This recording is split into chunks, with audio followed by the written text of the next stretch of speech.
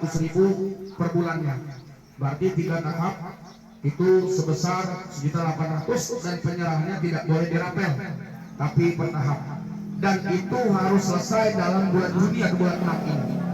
Jangan sampai terlewat dari bulan 6. Makanya kepada Bapak Kades, kami dari Kecamatan sudah kami layangkan harus selesai sampai tahap 3 pada bulan Juni.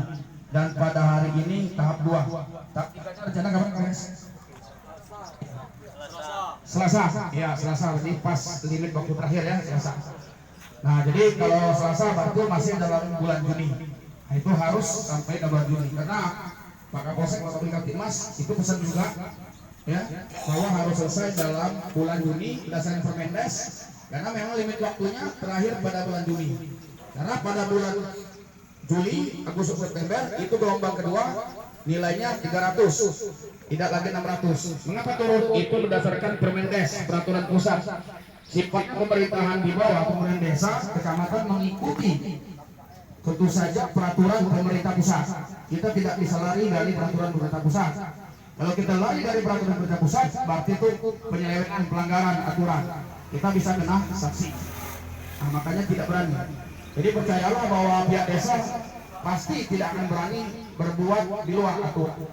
Pasti sesuai dengan aturan untuk kepentingan masyarakat desa Teluk ini.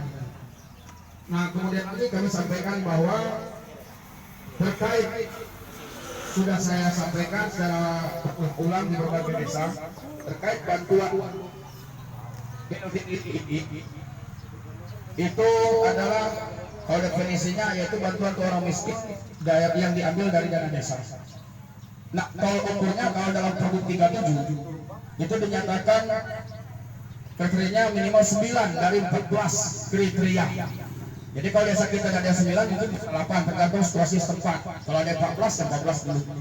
Yaitu diantaranya misalnya rumahnya lantai tanah, ya atapnya mungkin lantai daun atau dindingnya papan, kemudian tamatan SD cuma pendidikannya, kemudian lagi penghasilannya di bawah UMR upah rata-rata ya, kemudian lagi dia hanya mampu beli pakaian sekali setahun, hanya mampu beli makanan itu yang itu hanya seminggu sekali atau sebulan sekali. Kemudian lagi yang paling darurat itu apabila dia hanya mampu makan sekali sehari atau 2 kali sehari. Ini yang paling utama. Ini yang paling utama. Nah ini terkait juga dengan ketentuan dampak COVID itu ada 3. Pertama putus mata pencarian. Kehilangan mata pencarian, tidak ada penghasilan, tentu saja akan sulit bagi dia untuk memenuhi kebutuhan pokoknya seperti makan. Nah ini yang paling utama. Kemudian yang kedua istilahnya exclusion error.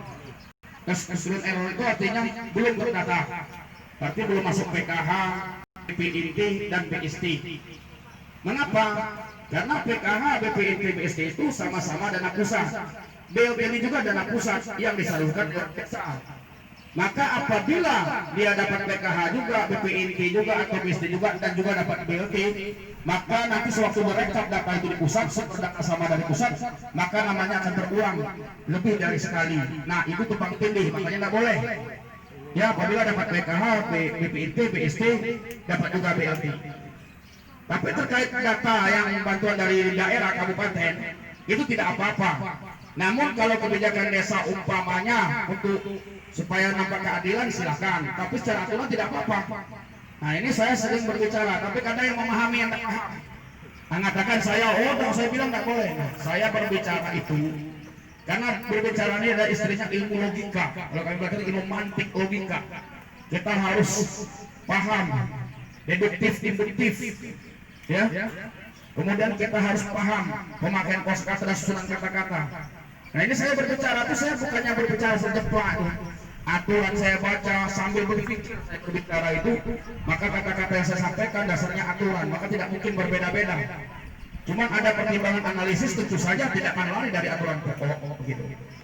Nah itulah intinya. Kemudian yang kedua, tadi pertama putus mata pencarian, yang kedua tadi belum terdata, ya, berarti belum dapat PKH, belum dapat BPT, belum dapat BST, kebutuhan sosial tunai. Yang ketiga sakit menahun atau sakit kronis. Nah, syarat-syarat ini ketika miskin yang 14 dasarnya ketika PKH dari keadaan rumah sampai yang terakhir dia punya uang itu dari tabungan itu tidak lebih dari 500.000 atau barang yang dijual itu nilainya tidak